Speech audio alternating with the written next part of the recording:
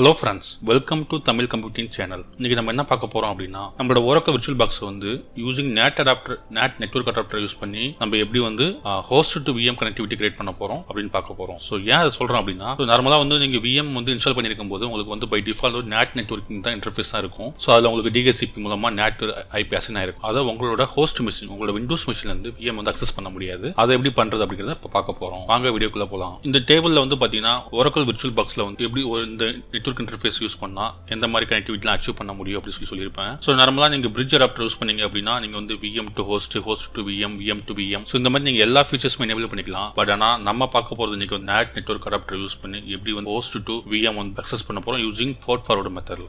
By default உங்களுக்கு வந்து NAT network தான் கான்ஃபிகர் ஆயிருக்கும். ஸோ நீங்க வந்து அங்க வேலிடேட் பண்ணிக்கலாம். தி சேம் திங் வந்து பாத்தீங்கன்னா செட்டிங்ஸ் செக்ஷன்ல போயிட்டு நெட்வொர்க் செக்ஷன்ல போயிட்டீங்க அப்படின்னா நீங்க வந்து NAT கான்ஃபிகரேஷன் வந்து செக் பண்ணிக்கலாம். நான் வந்து VM ஓட டெர்மினல் லைன் பண்ணிக்கிறேன். IP அட்ரஸ் செக் பண்றேன். இந்த IP அட்ரஸ் நான் வந்து இன்ஸ்டால் பண்ணும்போது அசைன் பண்ண கிடையாது. பட் இது ஆட்டோமேட்டிக்கா வந்து அசைன் ஆயிருச்சு. ஏன் அப்படின்னா வந்து VirtualBoxோட NAT கான்ஃபிகரேஷன் மூலமா ஆட்டோமேட்டிக்கா நமக்கு வந்து IP வந்து DHCP பூல்ல இருந்து அசைன் ஆயிருச்சு. அந்த IP வந்து என்னோட டெஸ்க்டாப்ல இருந்து பிங் பண்ண பார்க்கறேன். சோ பாத்தீங்கன்னா உங்களுக்கு பிங் வந்து ஒர்க் ஆகல. எதனால அப்படின்னா VM டு ஹோஸ்ட் தான் ஒர்க் ஆகுமே தவிர ஹோஸ்ட் டு VM வந்து உங்களுக்கு கனெக்டிவிட்டி இருக்காது. சோ அதை எப்படி நம்ம அச்சீவ் பண்ண போறோம் அப்படிங்கறத இந்த செஷன்ல பார்க்க போறோம். விண்டோவை வந்து SSH மூலமா நீங்க அக்சஸ் பண்ணலாம் புட்டி டூல் யூஸ் பண்ணி. சோ அதை தான் நான் பண்ண போறேன் பாருங்க.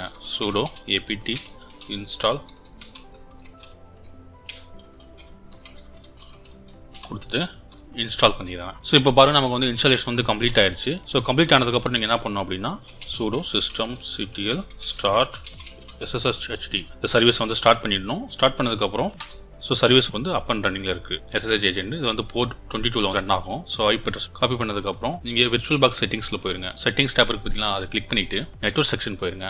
உங்களுக்கு வந்து போர்ட் ஃபார்வர்டிங் அப்படின்னு சொல்லி ஒரு ஃபீச்சர் இருக்கும். அதை கிளிக் பண்ணுங்க. கிளிக் பண்ணிட்டு ப்ளஸ் ஐக்கான கிளிக் பண்ணுங்க. இங்கே வந்து பார்த்தீங்க அப்படின்னா ஏதோ ஒரு உங்களுக்கு தேவையான rule SSH allow from host நம்மளோட ஹோஸ்ட் IP.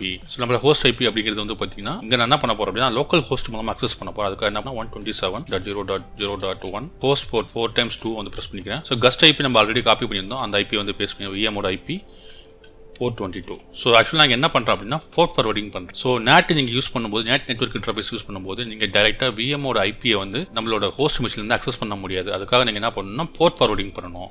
ஒன்ஸ் முடிஞ்சதுக்கப்புறம் ஓகே பண்ணிடுங்க.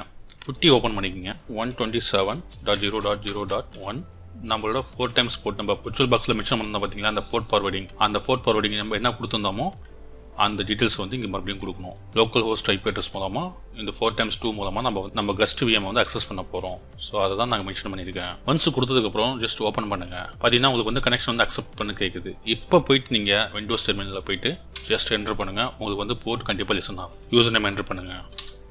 பாஸ்வேர்ட் டைப் பண்ணுங்க. போர்ட் ஃபார்வர்டிங் மூலமா எப்படி வந்து VirtualBoxை வந்து SSH செஷன் மூலமா அக்சஸ் பண்றது அப்படிங்கறத பார்த்துட்டோம்.